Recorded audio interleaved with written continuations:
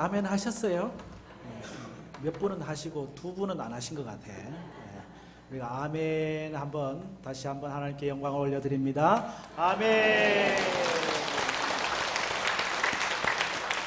우리 옆에 있는 분들 서로 인사합시다. 주 안에서 사랑합니다. 반갑습니다. 잘 지내셨습니까? 횡성은 눈이 많이 왔다고 그러는데 24cm 왔다고 그러는데 아유 하얀 눈나라인데 이렇게 운전을 해서 또 이렇게 장로님 모시고 잘 지나셨죠? 네. 하나님의 은혜입니다. 교회에서 우리가 제일 많이 사용하는 단어 중에 하나가 은혜라는 단어잖아요. 우리의 구원도 하나님의 은혜요, 지금 우리가 여기 있음도 하나님의 은혜요, 모든 것이 다 하나님의 은혜입니다. 은혜는 교회의 지표거든요. 은혜에 대한 감격은 성도의 영적 지표거든요. 내 안에 하나님의 은혜에 대한 감사와 감격이 어느 정도 있는가, 내 안에 은혜의 저수지에 은혜가 얼마나 담겨 있는가, 그 은혜의 저수지에 은혜가 가득 차 있으면 영적으로 풍성한 삶이지만, 그러나 그 은혜의 저수지가 말라가지고 마치 바닥을 드러내고 있다면 오늘 우리의 영적 상태가 그러하다는 거거든요. 그 은혜의 그 유무에 따라서 교회의 교회됨, 성도의 성도됨이 이렇게 드러난다고 할 수가 있습니다. 여러분, 은혜라는 단어가 놀라운 단어로 지금도 이렇게 가슴에 오는지, 아니면 하도 많이 들어가지고 은혜는 이제 그냥 진부한 단어, 익숙한 단어로 여겨지고 있지는 않은지.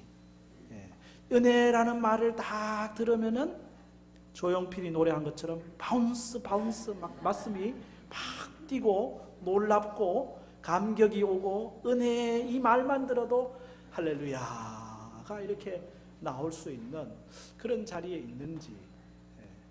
여러분이 은혜의 계절에 주님의 은혜가 충만하기를 바랍니다. 예수님은 은혜로 오셨거든요. 오늘 본문을 읽어보면은 말씀이 육신이 되신 예수님의 탄생은 은혜와 진리가 충만하더라, 은혜 위에 은혜더라. 이 은혜라는 말씀이 계속 반복되고 있어요. 그래서 예수님의 오심은 은혜의 사건입니다. 이 성탄의 계절에 여러분 속에 이 하나님의 은혜가 충만하기를 바랍니다. 당연하게 여겼던 모든 것들 이제는 은혜로 새롭게 하고, 하나님의 은혜 위에 내 삶을 세우게 하여 주옵소서. 그래서 하나님의 은혜가 또 한 번 더 깊어지는 그런 성탄의 계절을 맞이하면 좋겠습니다. 은혜가 약해지면요, 우리의 신앙이 힘을 잃어버리거든요. 보통 우리 구원을 3단계로 설명합니다. 예수 그리스도의 십자가로 말미암아 의롭게 되는 칭의, justification, 그리고 성령을 통하여 우리가 거룩하게 되는 성화, sanctification, 그리고 하나님의 형상을 덧입고 하나님의 영광의 자리에 이르게 되는 그 영화, glorification. 이 세 단계에서 우리가 이 예수 그리스도의 십자가로 말미암아 내가 죄 가운데서 구속함을 받았다고 하는 칭의는 하나님의 은혜로 된 것으로 고백해요.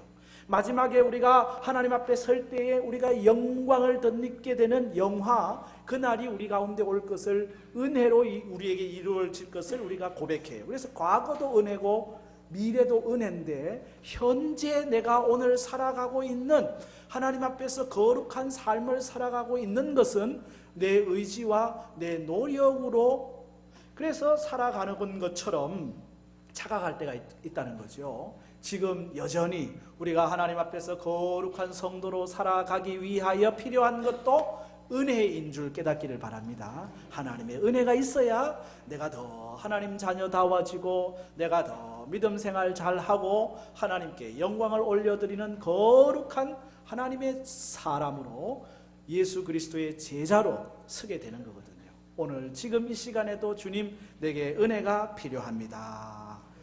이 하나님의 은혜가 얼마나 소중한지, 우리 기독교 신앙에서 이 은혜를 빼면 사실 의미가 없어요. C.S. 루이스는 기독교의 독특성은 은혜에 있다.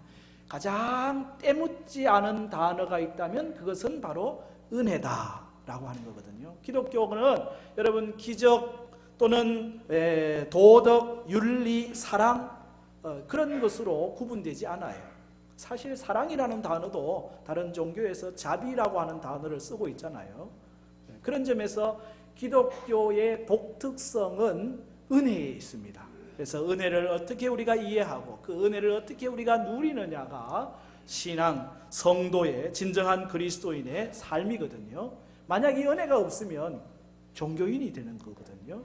하나님은 은혜의 하나님이십니다. 베드로전서 5장 10절에 말씀하기를 모든 은혜의 하나님, 하나님을 설명할 때 은혜의 하나님 곧 그리스도 안에서 너희를 부르사 자기의 영원한 영광에 들어가게 하시니가 잠깐 고난을 당한 너희를 친히 온전하게 하시며 굳건하게 하시며 강하게 하시며 틀을 견고하게 하시리라.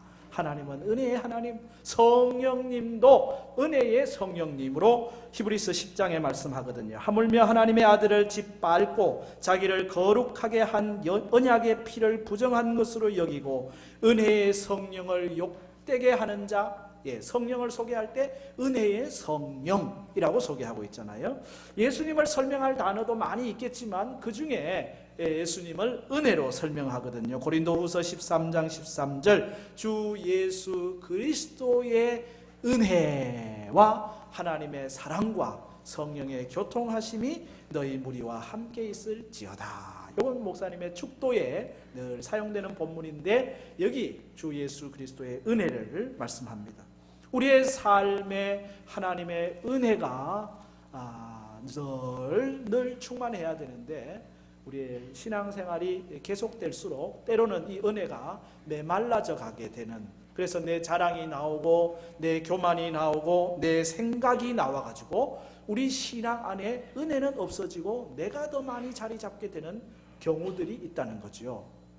어느 날 딱따구리가 뭘 합니까? 나무를 딱딱딱딱딱딱 쫓고 있습니다. 똑똑똑똑똑똑 쫓다가 어느 순간에 번개가 뻥 하고 치니까 그냥 나무가 똑 부러져 버렸어요. 이 놀래가지고 딱따구리가 날아가면서 하는 말이 내가 이렇게 힘센 줄 오늘에서야 알았네. 자기가 딱딱딱딱딱 해가지고 이 나무가 부러진 줄로 생각을 한 거예요. 여러분 딱따구리 보고 웃을 것도 없어요. 그게 우리 모습입니다. 내가 조금 노력하고 내가 조금 일하고 내가 조금 헌신하고 내가 조금 해놓고 뭐 일이 이루어졌는데 야 내가 이렇게 했나 보다. 아니요, 하나님이, 할렐루야, 하나님이 하신 건데 내가 한 것처럼 내 노력과 내 의지와 내 무슨 것으로 한 걸로 우리가 착각할 때가 많다는 거예요. 우리의 삶의 모든 것은 하나님의 은혜입니다. 은혜가 없다고 생각을 해보세요. 아찔한 거 아니겠어요?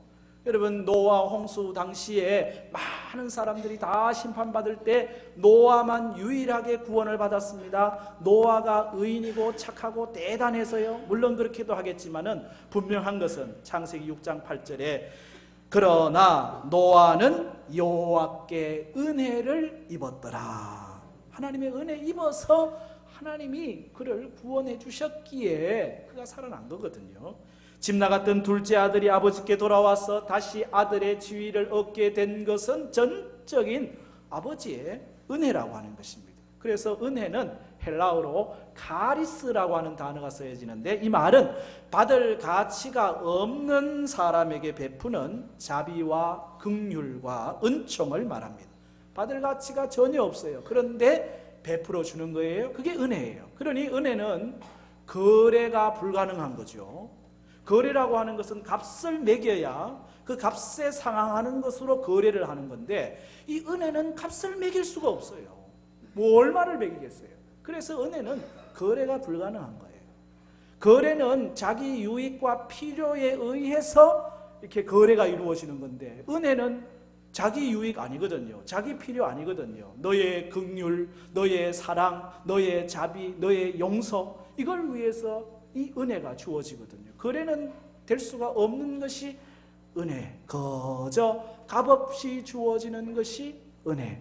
예수님은 이 땅에 이 은혜를 우리에게 주시기 위해 오셨습니다. 예수님의 오신 이 성탄은 우리에게 은혜의 사건이거든요. 여러분, 이 성탄의 대림절 넷째 주일을 지나면서 다시 오실 주님, 또 우리에게 오신 예수님, 은혜로 오신 예수님을 더 깊이 만나는 그런 성탄의 계절이 되기를 축복합니다. 그러면 은혜에도 이게 깊이가 있어요. 첫 번째는 1단계가 율법에서 은혜로입니다. 다시 말하면 예수님의 오심은 율법의 마침이고 은혜의 시작이거든요. 오늘 본문 17절 말씀에 명확하게 말씀하는데 함께 읽겠습니다. 율법은 모세로 말미암아 주어진 것이요 은혜와 진리는 예수 그리스도로 말미암아 온 것이라. 아멘. 예, 그렇습니다. 율법은 모세로부터 왔습니다. 예수님은 이제 이 율법 시대를 마감하고 은혜와 진리 시대, 은혜의 시대를 열어가시는 거예요. 예수님이 오신 것은 율법이 아니라 은혜로 살아가도록 은혜 안에서 우리를 세우도록 하심이라는 거거든요. 왜 그러면 율법의 시대를 마감하고 은혜의 새로운 시대를 열어야 합니까? 율법으로서는 구원을 얻을 수 있는 육체가 단 한 명도 없기 때문입니다. 우리를 구원하시고 우리를 하나님 자녀 삼으시고 하나님과 하나 되게 하시려는 그 하나님의 은혜의 방법 외에는 다른 길이 없기에 은혜의 시대를 여시는 거거든요. 로마서 3장 20절 그러므로 율법의 행위로 그의 앞에 의롭다 하심을 얻을 육체가 있어요 없어요? 없나니 율법으로는 뭐해요? 죄를 깨달을 뿐입니다. 율법을 통해서 우리는 죄를 깨달을 뿐이에요. 죄를 없이 하는 방법은 새로운 방편, 은혜 외에는 대안이 없는 거거든요. 현대 이스라엘을 살아가는 유대인들, 그들 율법을 지키려고 애를 씁니다. 율법으로 구원을 얻어보려고 애를 씁니다. 이제 지금 이스라엘에 선교사로 가 계시는 이강건 선교사님 보고서에 의하면은 유대 율법 중에 여러 율법이 있지만 그 중에 안식년 율법이 있잖아요. 6년을 농사를 지었으면 7년째 땅을 묵혀두는 거예요. 그게 안식년법이거든요. 율법입니다. 지켜야 됩니다. 그런데 6년 일했다고 한 해 농사를 안 지으면 손해가 막심하잖아요. 그러니 안식년을 지키지 않을 수도 없고 또 안 지킬 수도 없고, 이게 정말 안식년을 지키긴 지켜야 되는데 또 안 지킬 수도 없고, 그래서 어떻게 하느냐, 정부에서 6년 이제 7년 차 안식년 들어가는 땅들을 모조리 삽니다. 상징적으로, 진짜 사는 게 아니고 상징적으로 7년 차 들어가는 땅을 다 사가지고 아랍인에게 팝니다. 상징적으로 그냥 파는 거예요. 상징적으로. 이제 그러니까 그 땅은 누구 소유입니까? 유대인 소유가 아니에요. 아랍인 소유예요. 그러니까 그 땅 농사를 지어도 됩니까? 안 집니까? 지어도 돼요. 그리고 1년 지나요? 그러면 다시 또 되돌려줘요.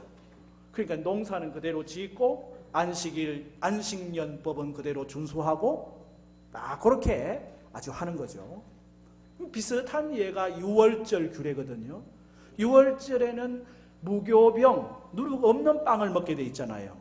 그런데 사람들의 일상의 삶은 늘 유교병을 먹거든요. 누룩 넣은 빵을 먹거든요.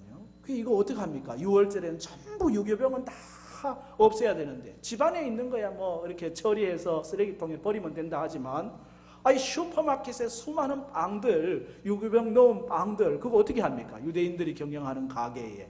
이스라엘 땅에 유교병이 천진데. 그래서 이것도 정부에서 재무부 장관을 세우는 거예요. 그리고 아랍인 한 명을 딱 선출해가지고 데려와요. 두 사람이 나란히 앉아요.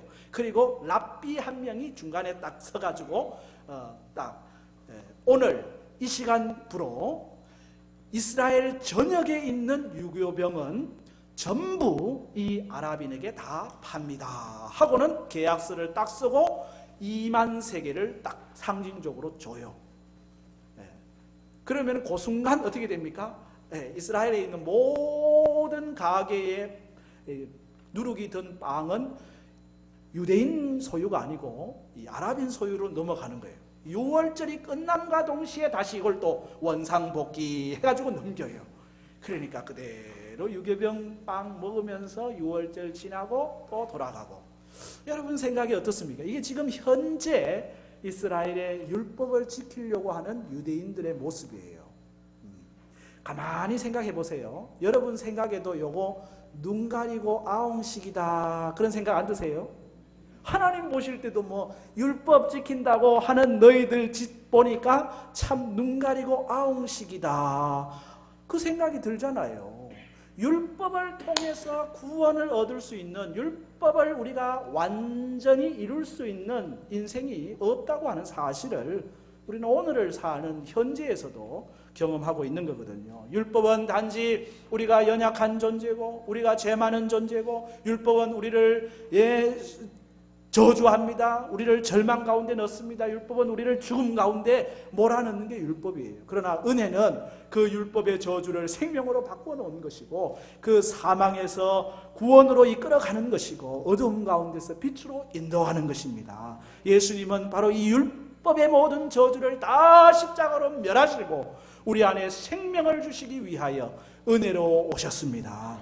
예수 그리스도는 은혜, 복음은 은혜. 그러므로 오늘 사는 그리스도인들은 율법이 아니라 은혜를 살아야 될 줄로 깨닫기를 바랍니다. 이게 은혜의 1단계예요.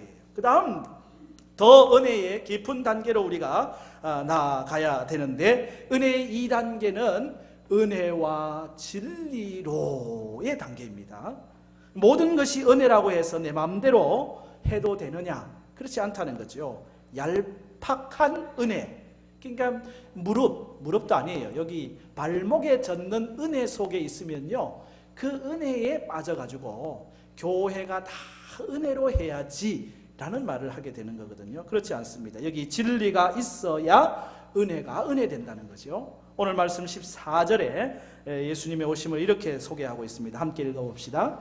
말씀이 육신이 되어 우리 가운데 거하심에 우리가 그의 영광을 보니 아버지의 독생자의 영광이요 은혜와 진리가 충만하더라. 아멘. 예, 여기 예수님의 오심을 소개하고 있는데 예수님을 두 단어로 소개하고 있습니다. 은혜 그리고 진리. 예수님은 은혜입니다. 또한 예수님은 진리이십니다. 근데 이 둘이 아니라 하나입니다. 은혜와 진리 두 개니까 복수로 받아야 되겠지만은 그 다음 문장에서 이 은혜와 진리를 단수로 받아요. 다시 말하면 이 은혜와 진리는 하나다라고 하는 것을 얘기하고 있거든요.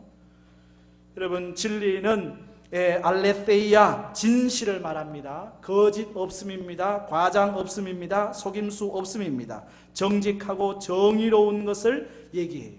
예수님 안에서 이 진리와 은혜는 분리되질 않아요. 가끔 우리가 이걸 분리하려고 하는 경향이 있어요.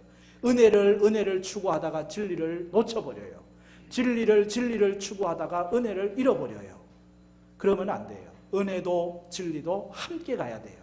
이 두 개는 따로 구분되는 게 아니에요. 마치 여러분 우리 몸의 DNA가 이렇게 이중 나선형 구조로 되어 있잖아요. 그런 것처럼 우리의 영적 DNA도 똑같아요. 이 이중 나선형 구조로 은혜와 진리가 하나의 묶음으로 존재하는 거예요.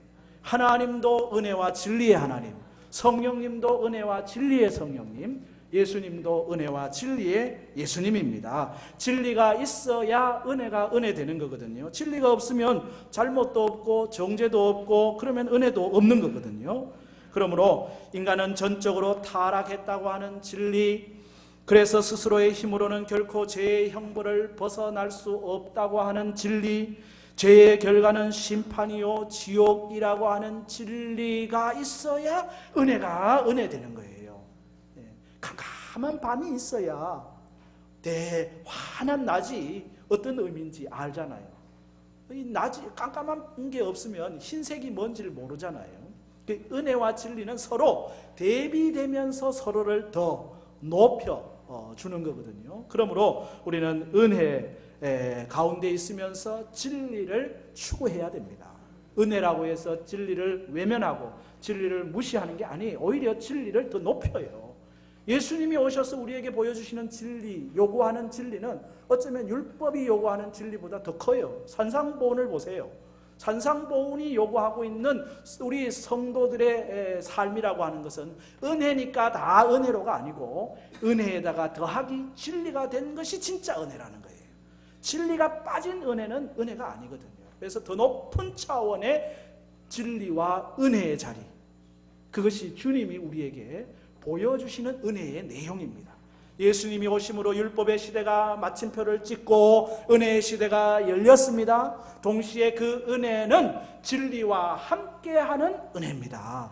여러분, 은혜의 자리에 들어오셨습니까? 그 다음 은혜와 진리의 자리로 나아갈 수 있기를 바랍니다. 그리고 거기에서 한 걸음 더 나아가면은 어떤 은혜냐? 은혜 위에 은혜의 자리입니다. 은혜 위에 은혜의 자리. 오늘 말씀 16절에 그런 표현이 있어요. 같이 읽겠습니다. 시작. 우리가 다 그의 충만한 데서 받으니 은혜 위에 은혜로라. 아멘. 은혜가 있어요. 그런데 거기에 또 은혜 위에 은혜예요. 이걸 우리말로 그대로 얘기하면은 은혜가 있는데 거기에 한 중복으로 덧입혀진 은혜를 이야기하는 거잖아요. 이게 헬라어 원문 성경에는 은혜는 카리스, 그 카리스가 있는데 가운데에 전치사 위에라고 하는 전치사가 안티가 써 있어요. 카리스, 안티, 카리스. 이 안티라고 하는 말은 위에라는 걸로 번역될 수도 있지만은 대신하여, 영어로 instead of라고 하는 말로도 번역이 돼요. 그렇다고 하면 은혜 위에 은혜라는 말로 번역될 수도 있고 은혜를 대신하는 은혜. 이거 여러분 이해가 됩니까? 이 은혜를 대신하는 게 있어요. 이 은혜를 대신할 게 없는데, 근데 하여튼 은혜를 대신하는 은혜라고 하는 의미로도 쓰여지는 거죠. 다시 말하면 이미 우리가 은혜를 받았습니다. 예수님의 십자가의 은혜를 받았습니다. 구원받은 하나님의 자녀가 되었습니다. 그리스도인이 되었습니다. 놀라운 은혜입니다. 여기에서 머무르는 것이 아니라 여기에다가 또 이 은혜를 넘어서는 은혜를 또 한 번 경험하는, 그래서 은혜의 깊은 바다로 들어가는, 이것이 주님이 우리에게 오늘 우리에게 주시는 은혜의 내용입니다. 예수님의 오심은 은혜에서 끝나지 않습니다. 은혜와 진리로, 거기에서 더 깊이 은혜 위에 은혜로. 이번 성탄에는 여러분 은혜 위에 은혜가 있기를 바랍니다. 내 삶의 은혜의 저수지가 1단계 은혜에 놓여있지 않고 2단계 은혜에 놓여있지 않고 3단계 은혜 위에 은혜까지 가는, 그래서 은혜로 풍성한 자리에 거하는 것, 그것이 진짜 은혜의 모습이라고 하는 거거든요. 여러분, 우리가 은혜를 받았어요. 은혜 받고 걸어가는 삶의 내용에 은혜로운 것만 오나요? 아니요. 갈등도 오고요, 아픔도 오고요, 어려운 일도 오고요, 힘든 일도 오고요, 정말 좌절하고 주저앉을 일들도 얼마나 많이 와요. 은혜 받고 가는 걸음임에도 불구하고 여전히 힘들고 지치고 어려운 일들 많은데, 그런 모든 것들을 다시 은혜로 바꾸는 것이, 이게 진짜 은혜예요. 한번 따라 합시다. 예수님을 통과하면 모든 것이 은혜입니다. 예수님이 왜 은혜 위에 은혜시니까? 예수님은 은혜의 덩어리입니다. 은혜의 전체, 통의 은혜, 통으로 은혜예요. 그러므로 예수를 모신 사람은 은혜 받고 걸어가는 삶에 은혜롭지 못한 일이 우리 앞에 다가와도 그것이 어떤 일이든지 나를 힘들게 하고 나를 지치게 하고 나를 무너뜨리는 일이라 할지라도 그것을 다시 은혜로 바꿀 수 있는 능력, 그게 은혜 위에 은혜입니다. 이게 은혜의 깊은 단계예요. 우리는 얕은 은혜에 머물 때가 많아요. 금방 토라지고 금방 실망하고 금방 좌절하고. 아니요, 은혜 위에 은혜를 경험한 삶은 모든 것을 은혜로 바꿀 수 있는 능력입니다. 예수님은 은혜 위에 은혜로 오셨습니다. 우리의 삶의 모든 것을 은혜로 새롭게 하시기 위한 것이 하나님의, 예수님의 이 땅에 오신 은총이라고 하는 사실이거든요. 여러분, 어느 분의 글 보면은 예수님께서 많은 병자를 고치시고 새롭게 하신 사건이 있었잖아요. 그래서 예수님이 한번 그런 변화된 사람들을 어떻게 살고 있는지 한번 만나고 싶으셨대요. 성경에 없는 이야기입니다.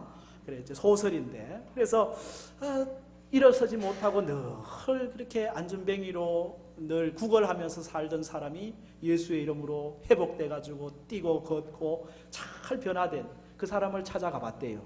근데 그 사람이 술주정뱅이가 돼 있더래요.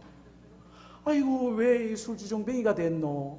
아이고, 예수님, 내가 예수님 때문에 안전뱅이에서 걷게 되고 새 소망을 얻게 되고 뛰게 되고 얼마나 기뻤는지 모릅니다. 참 감격해가지고, 그래 세상을 향해서 나아가서 살려고 하니까 하는 일마다 잘 안 되고 먹고 살기도 힘들고 오히려 안전뱅이로 구걸할 때가 좋았는데 하고 신사한탄하다 보니까 한 잔 먹고 두 잔 먹고 그러다가 지금 술주정뱅이가 돼버렸습니다.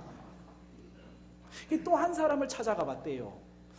장기로 있다가 새 사람이 돼가지고 그렇게 변화된 한 사람을 만난 거예요. 그 예수님이 만났더니 다시 또 장기가 돼 있는 거야. 그 예수님이 왜 이렇게 됐냐? 아이고, 예수님 나를 새롭게 하셨죠. 나를 변화시켜 주셨죠. 너무 고마웠어요. 그래서 내가 옛날 걸 다 청산하고 내가 새 사람으로 새롭게 살려고 세상에 나갔더니 사람들이 전부 저한테 손가락질 하래요. 저 장기 출신. 아무도 나를 받아주는 사람도 없고 아무도 나를 영접해주는 사람 없고, 그래서 자꾸만 움츠려들다 보니까 내가 살 수 있는 길이 또 이거밖에 없어서 옛날로 돌아오고 말았습니다. 그러더래요. 세 번째 또 한 사람을 만났는데 소경으로 있다가 눈을 뜬 사람.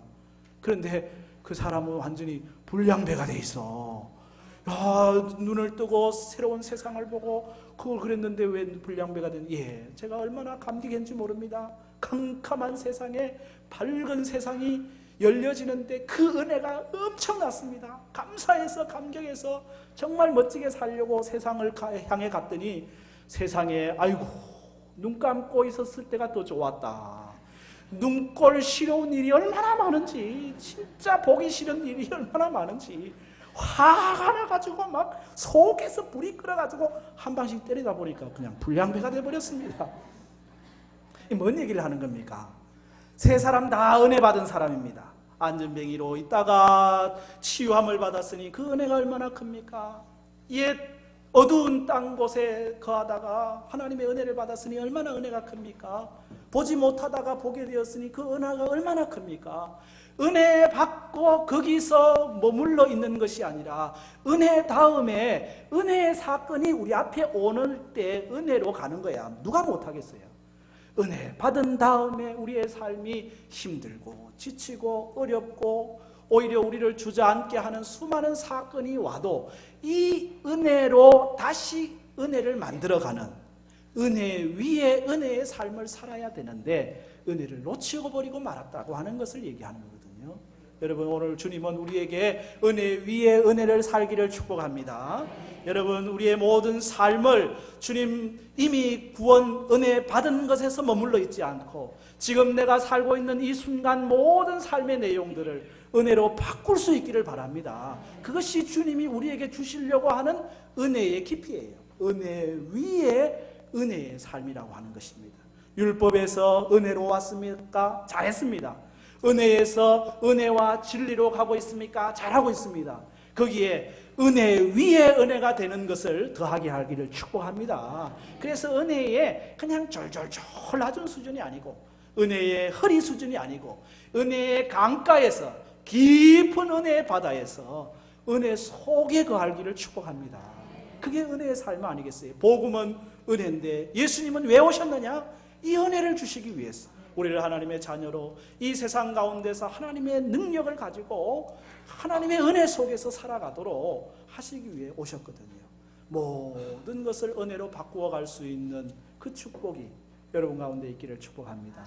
이 시간 우리 찬양 함께 할 때 하나님 나를 은혜의 강가로 인도하여 주옵소서. 십자가의 강가로 인도하여 주시옵소서.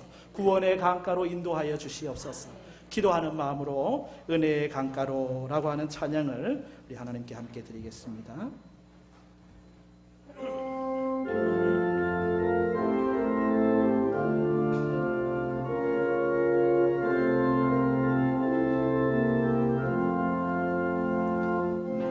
주의 은혜 강가로 저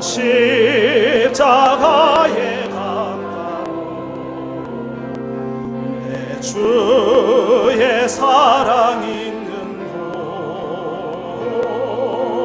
내 주의 강가로, 내 주의 은혜 강가로, 저 십자가의 강가로, 내 주의 사랑 있는 곳, 내 주의 강가로 가란 나의 영혼을 생수로 가득 채우소서. 피곤한 내 영혼 위에 내 주의 은혜 강가로 저